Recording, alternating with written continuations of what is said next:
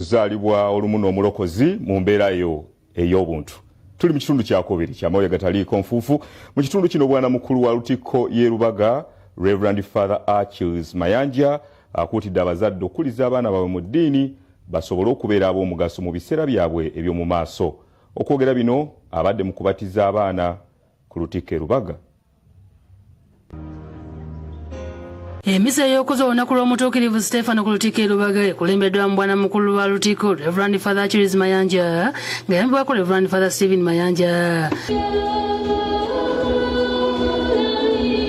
Mu kusaba kuno babatirizzamu abaana 59 era nga bakira okugoberera amateeka ag'okutangira ekirwadde kya COVID-19 okusaasaana.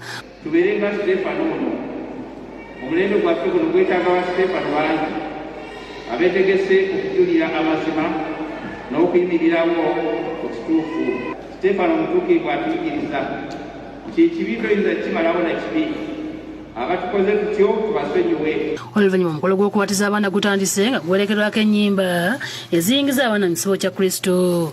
Bangi mu mmwe olubatiza ng'ogenda kulya pate ng'okomaawo mwattu omulimu gw'ogutandise butandisi okulaba nti omwana gw'obatizza ensigo y'abatisimu efukkirirwa ebikolwa byammwe mu abazadde. Abamu ku bazadde betwogeddeko nabo batubulidde obukulu bw'okubatiza abaana. Naye kituleese okubatiza omwana ono kubeera ng'omwana asobole okukulira mu ddiini. Era nga nsaba nnyo Mukama amukuumira awo atamwe n'ebirungi bingi. Ne Reverend Father Kizito Mathias owa St. Joseph's Catholic Parish Ereza akuutidde abakristu b'ekisomesa kya St. Andrew Kagwa n'ezziba okukuuma emirembe. Eddembe ebiri maka gaffe, eddembe eryo ebiri mu Kiriziya yaffe ne mu nsi yaffe ki Uganda. Abono bbiri abiri abadde musibu ddala. Naye sanyuka tulwaleero gyassa bangi tebakyakola ki batasa. Okusaba kwetabyeko ne Ssaabakristu wa ddiina y'Entebbe Philip Mondoni ng'ono yaliko Ssaabakristu b'ekisomesa kino nga mu kwogera kwe asimye abakulembeze abamuddira mbigere olw'okuweereza obulungi ekyongedde okusitula ekisomesa. Alabudde abakristu okugoberera ebiragiro bya minisitule y'ebyobulamu ebya COVID-19. Era twegendereze tewantu tuyinza okwekuuma naye ng'eri bakoze eki tebeekuumye ate twongere okwekwasa ki Omukama. Oluvannyuma basabye okumulonda abakiikira mu palamenti ng'omubaka wa munisipaali ya Makindye Ssaabagabo. Nyweredde mu mpisa amazima n'obwenkanya n'olw'ensonga eyo mbakunga mumpe obululu kulonda okwo ate nsobole okubakiikirira. Mu buufu bwe bumwe abazadde bakubiriziddwa okulambika n'okukuliza abaana baabwe mu ddiini. Bino byogeddwa wakati mu kugaba obubaka mu kukuza olunaku olwa Stefano mu kusaba okubadde ku lutiko e Namirembe. Okusinza kw'okuza olunaku lwa Stefano olw'oddirira Ssekukkulu ku lutiko e Namirembe kulembeddwa mu ddiini wa lutiko Reverend Kaoni Ben Kityo nga yambibwako vika wa lutiko Reverend George Williams Kyune n'abaweereza abalala. Abazadde enkoko bagikutte mu mwanga abaana abasobe mu 16 be babatiziddwa ddiini Kityo. Mu kubuulira Reverend Kezia Nakazi alambuludde obukulu bw'olunaku luno naddala okunyweza enzikiriza z'abantu mu Kristo bw'atyo n'akuutira n'abazadde obutasuulirira buvunaanyizibwa bwabwe eri abaana ababatiziddwa. Mugende mulere abaana nga mubayigiriza Yesu eyazaalibwa nga bwe twali tujjukira olunaku lwajjo. Abamu ku bazadde ababatiza abaana bakuutidde bannabo okukuuma abaana mu luwummula luno olwa COVID-19. Mba nga mmaliriza okubatiza abaana nongera okubayigiriza ekigambo kya Katonda. Bakubiriza abaana okusabira awaka basabe nabo kubanga Sunday school kati nzigale obuvunaanyizibwa buli eri bazadde.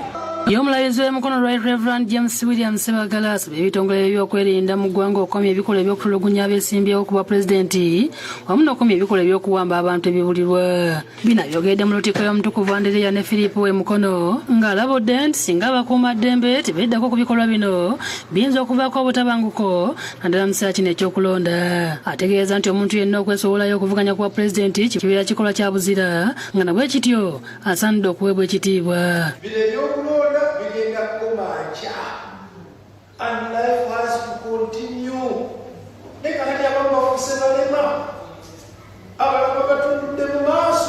asabye abapoliisi okukomya okuwamba abawagizi b'ekibiina kya NUP mu disitulikiti y'e Mukono nti kubanga okwambala langi emyufu abe atazizza musango.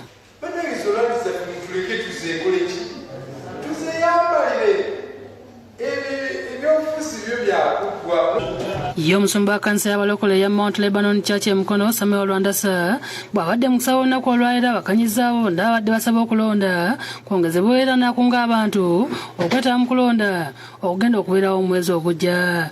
Ategeeza nti akalulu ke kasobola okumalawo obutakwatagana obutabanko ssaako n'abantu okuttingana olw'ebyobufuzi nga kawa omwaganya abantu okulemberwa abantu be beeyagalidde.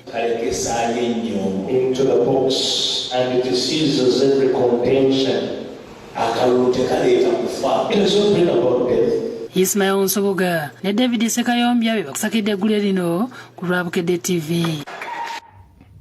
Kakati waliwo omukadde alaajana olwabo bayisa bafere abamutwalako mu banka nti okumusasula ssente zaali ssente ze kyokka ne bamutwalako ssente zino nga n'ettaka batandise okulisala mu poloti.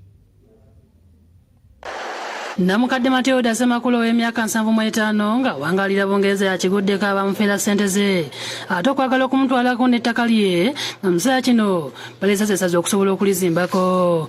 Mateo Dasemakulu ategeeza nga bwe yalina obuzibu bw'ensimbi n'afuna abaamuwola ssente ne bategeereka n'okumuwola obukale 200 nga yali wakuwadiza 500 era ne bamukwesa endagaano.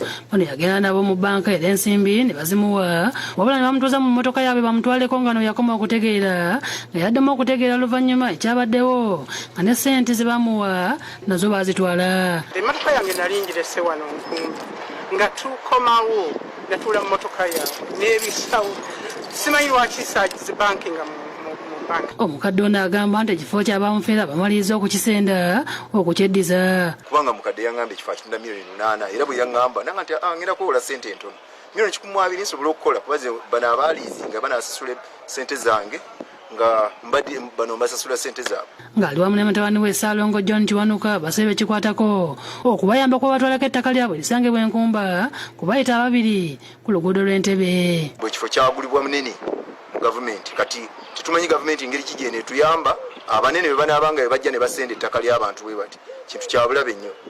Zino za gavumenti eveeyo etuyambe. Ye Namwandu ne bamulibwa be yaliko omwami w'essaza ly'e Mawogola Benedicto Kalibala Simbwa beetemyemu ng'entebe eva kungabana y'ebintu okuli ettaka eriwezaako yiika 97 esangibwa mu disitulikiti y'e Ssembabule. Balumiriza bannabwe okujingira ebyapa ku ttaka lya kitaabwe ne baliguza munnamagye Solomon Amanya balumiriza okwagala okubagoba ku ttaka bwe bati ne basaba akulira akakiiko akalwanyisa obuli bw'enguzi makagoba President Lieutenant Colonel Edith Nakalema okubayamba. Tuli bennyamivu nti mwannyinaffe Ssewanyana Dr. Edward yekobana nesendagala mbuga ne batunda wano basobola kuguzaawo mwami Sewanda kyempuliramu naye kati yatundawo ebyapa babifuulafuula gateeka mu 2016 abaana ne balinnya ku byapa 2017 abo batambula nabo nga bwe balya ssente. Pulezidenti Museveni tuyambe, Madamu Nakalema mujje mututaase Nembe omusayi kugenda kuyiika eno. Ettaka lisangibwa ku byalo okuli Byesika, Nakasagazi, ne Kasonji, Namwandu Kevin Naroga, yennyamidde olwamulekwa bajingira ebyapa n'ekigendera okutunda ettaka lino watudde n'abazzukulu. Ebintu nabikola nebaza ettaka lino erivuddeko Kalumanywera. Nze naliwo nga likolebwaki dipuntibwa. Dr. Siwanyana ne banne batuukiridde basambaza ebibogerwako ne bategeeza nti bo batunze mbutuufu ne balaga n'ekyapa ky'ettaka lino ng'onategeeza nti yaweebwa abantu 5 nga bamulekwa era nga balina olukusa okulitunda. Bwe yaligaba yaliwo abantu 5 naye yaliteeka mu sisitemu ya joint tenancy nti omu ku bo bw'afa abalamu batwala ettaka. Singa mwenna mufiira mu akisidenti bw'asingayo obuto yatwala ettaka kati kitaffe yafa ettaka lisigala nga ly'abantu 5 mu joint tenancy. Wabula munnamagye Solomon Amanya ku lukumu lwa simu ategeeza nti bamuguza ettaka lino yabasasula mu mateeka. So if they have anything they are complaining about, let them go to court. In any case, there is a case in court. There is an application in court. The truth will come out.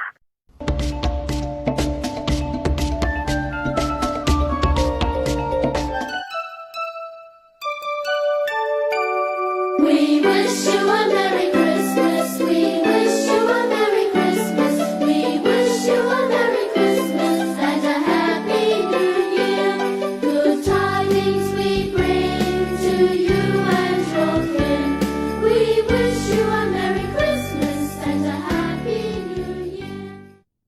obubaka okuva mu kakiiko k'ebyokulonda.